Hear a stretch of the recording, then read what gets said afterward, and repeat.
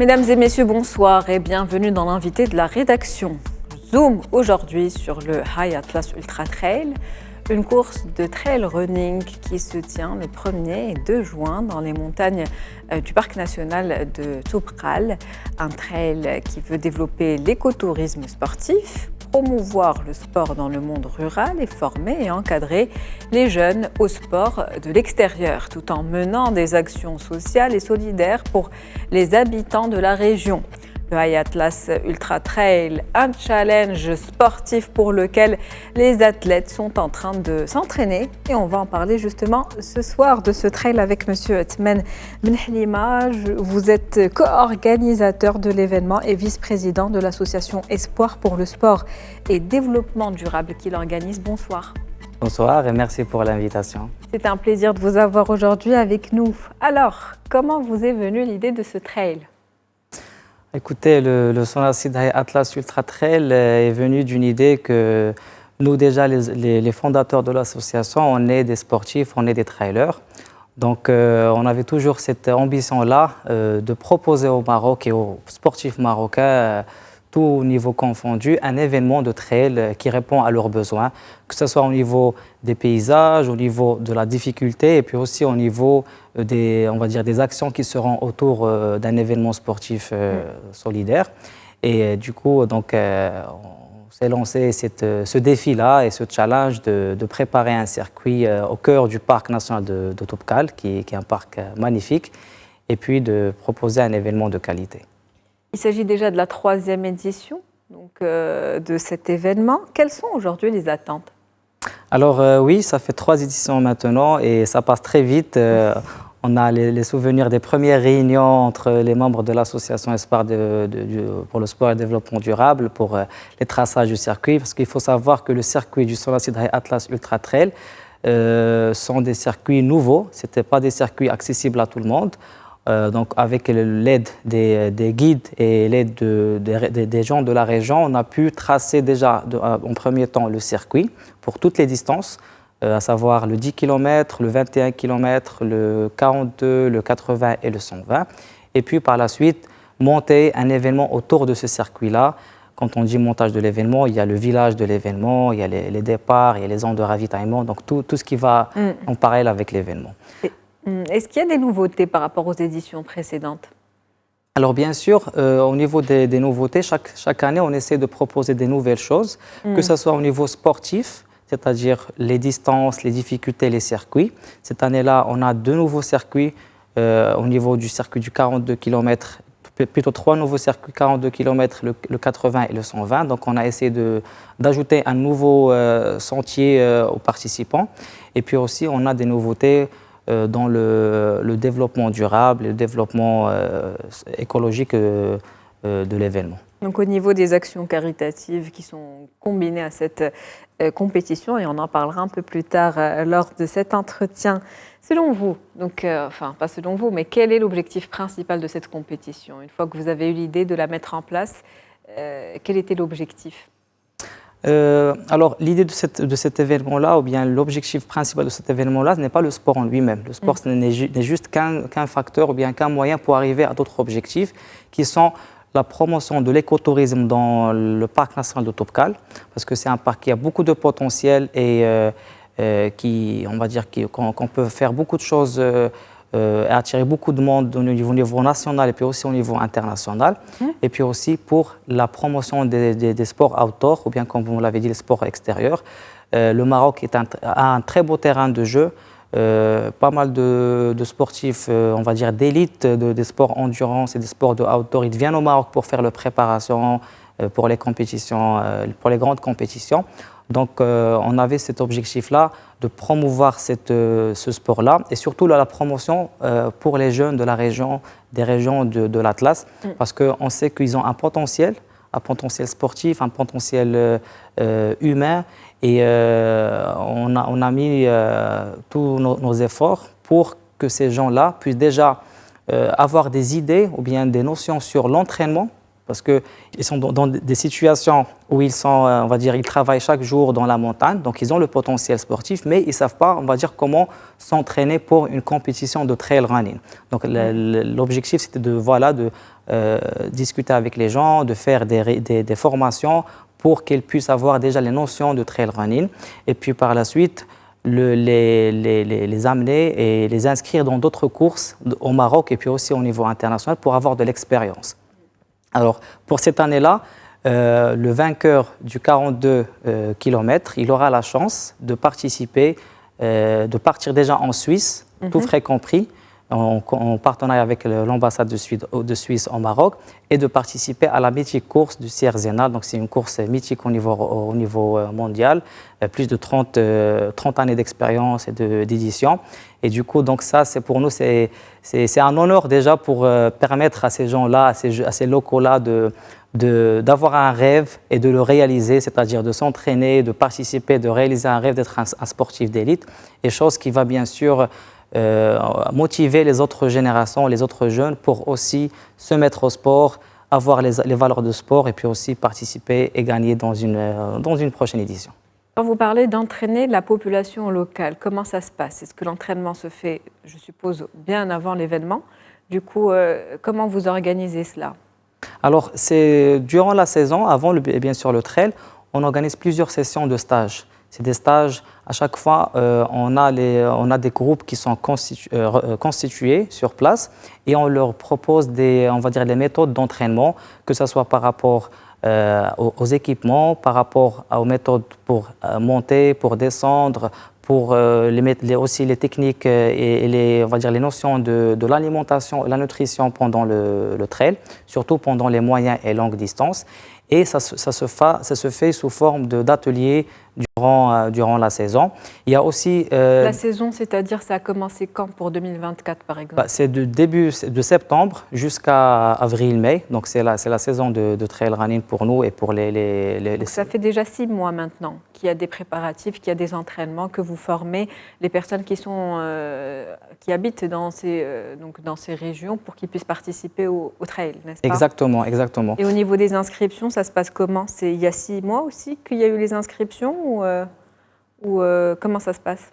Alors, au niveau des inscriptions, on a une plateforme, notre site web, le www.hautemorocco.com.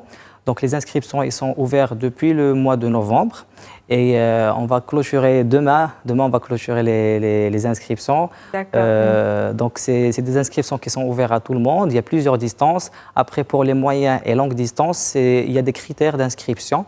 Donc, c'est des critères, c'est des points que les participants doivent déjà avoir. C'est des points qui nous garantissent que cette personne-là a les aptitudes et la capacité de faire du moyen ou bien des longues efforts entre elles.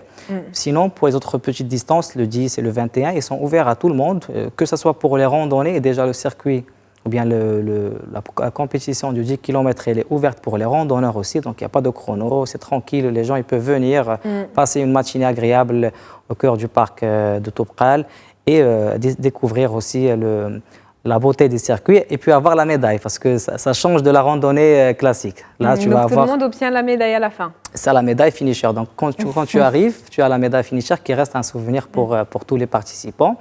Et ça permet aussi d'initier les gens au monde du trail running. Donc, parce que la plupart des gens, ils n'ont pas, on va dire…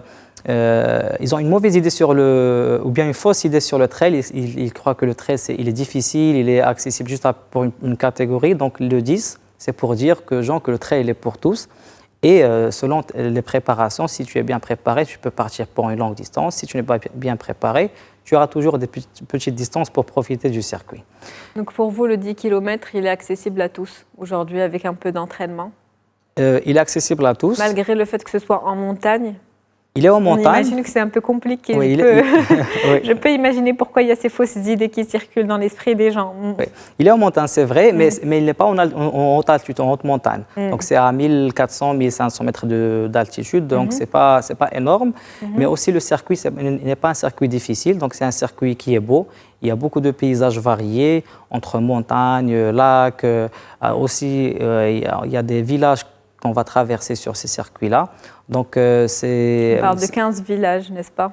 Alors, les 15 villages, c'est sur toute la compétition, y compris les grandes distances. On traverse, pour les grandes distances, on commence du village de Imlil, qui est, on va dire, le village phare et connu de la région de Toubkal. Et pour rejoindre et pour arriver à la région de Wirgan. Donc, c'est un long chemin, une longue traversée, une longue expérience, et une belle expérience que les participants vont vivre. Parce que déjà, ils vont traverser plusieurs sommets, plusieurs paysages qui ne sont pas accessibles, on va dire, en voiture. Le seul moyen d'y arriver, c'est à pied, c'est-à-dire en randonnée.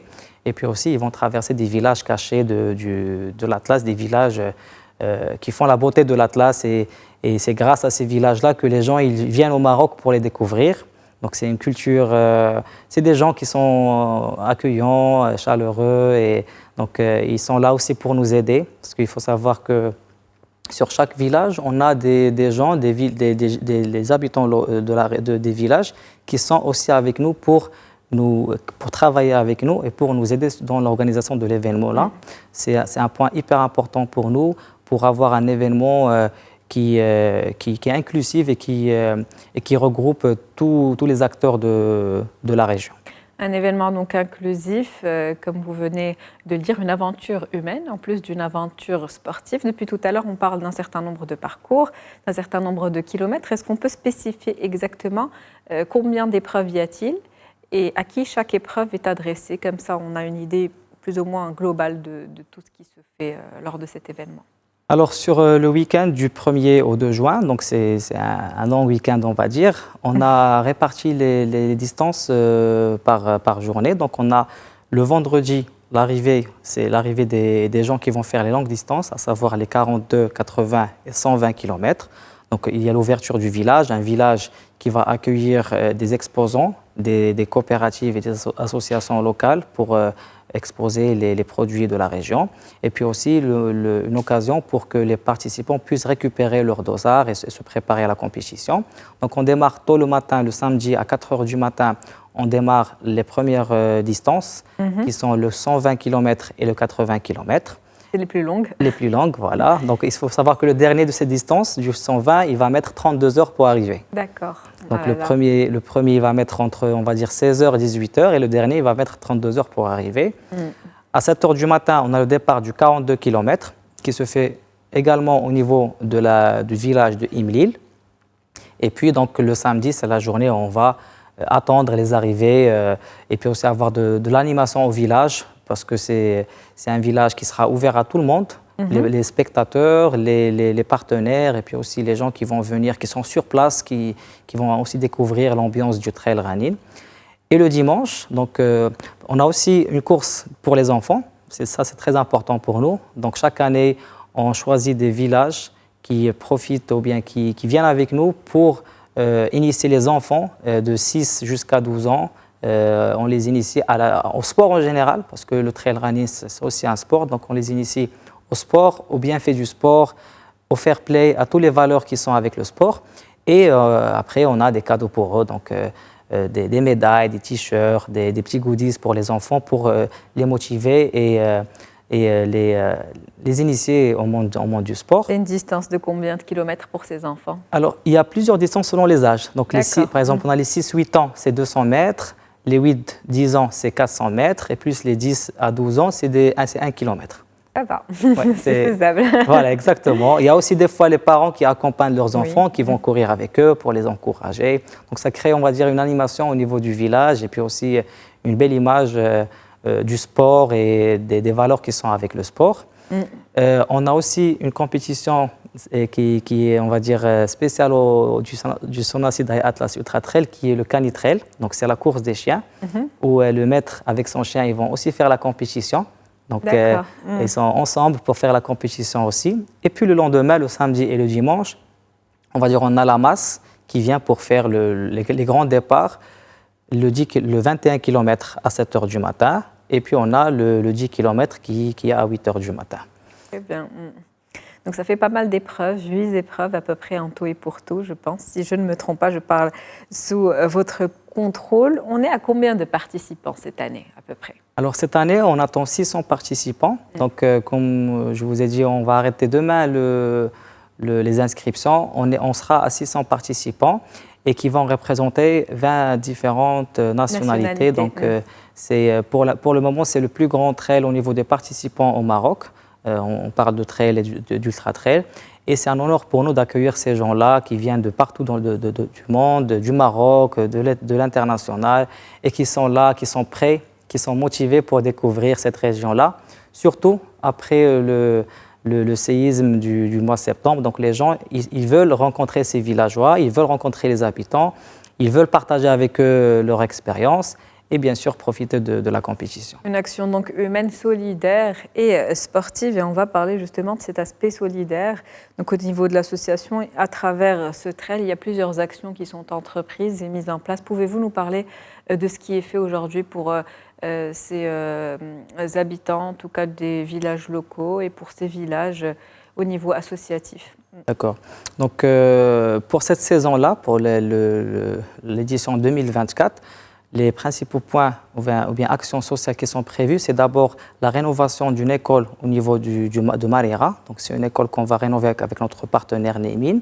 Il y a aussi le forage d'un puits pour un village qui n'a pas l'accès à l'eau potable. Donc ça, maintenant, il est déjà en cours de réalisation qui va être achevé d'ici le début de la compétition pour faire l'inauguration officielle.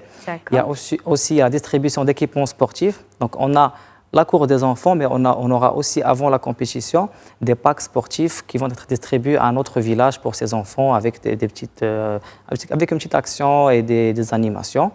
Et puis aussi, on a la prise en charge de 50 athlètes de la région qui n'ont pas les moyens de s'inscrire, donc on va les prendre en charge pour leur compétition. Tout âge confondu? Surtout, on va dire de 18 ans et plus, parce que ce sont des athlètes qui vont venir pour la compétition. Donc c'est des athlètes qui sont, on va dire, confirmés, qui sont de la région. On va leur donner la chance de montrer leur capacité durant le trail. Et le point, on va dire, la cerise sur le gâteau, c'est cette qualification qui sera pour le vainqueur de l'épreuve 42. Hommes et femmes, ils vont se qualifier pour participer à une course mythique au niveau de la Suisse. Donc, on va dire, les gens sur place, ils sont hyper motivés, il y a de l'entraînement. Bien sûr, ils veulent gagner parce que c'est un rêve pour eux. C'est un rêve de commencer d'un village, s'entraîner dans un village, ensuite partir dans une compétition nationale, s'imposer, gagner, et après, on passe au niveau international parce que là, ils vont représenter le Maroc. Donc, c'est une fierté pour eux et c'est, on va dire, juste une première étape pour avoir de plus en plus de monde de la région qui vont faire cette compétition et ce sport-là. La première étape d'une grande aventure. Au niveau de l'environnement aussi, il y a des actions qui sont menées. Qu'est-ce qui est fait aujourd'hui au niveau environnemental? Bien sûr, le point de vue environnemental est très important pour nous parce que là, on est dans un parc national de Toubkal et on est dans la nature, donc le respect de la nature est primordial pour nous. Donc, il faut savoir qu'une semaine avant le début de la compétition, on a les actions de balisage du circuit. Donc, le balisage du circuit, c'est on va dire, le marquage et les points qu'on met sur le circuit pour que les participants puissent reconnaître le chemin pendant la course. Donc, c'est, on va dire, plus de 300 km qui sera balisé sur toutes les épreuves avec notre équipe d'organisation. Et durant cette étape de balisage et de marquage, on va nettoyer les circuits, donc les 300 km de circuits qui vont être nettoyés pour déjà sensibiliser sur l'importance de l'environnement et du respect de l'environnement de la montagne, et puis aussi pour avoir un circuit qui est clean et avoir un beau trail.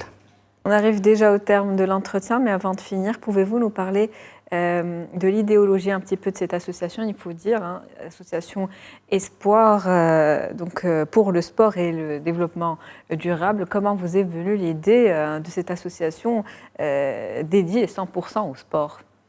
Exactement, c'est une association dédiée au sport, on va dire de façon générale, de sport outdoor de façon spécifique, et puis aussi de la promotion de l'écotourisme au Maroc et aussi pour les actions durables à travers le sport. Donc c'est ça les objectifs de cette association-là.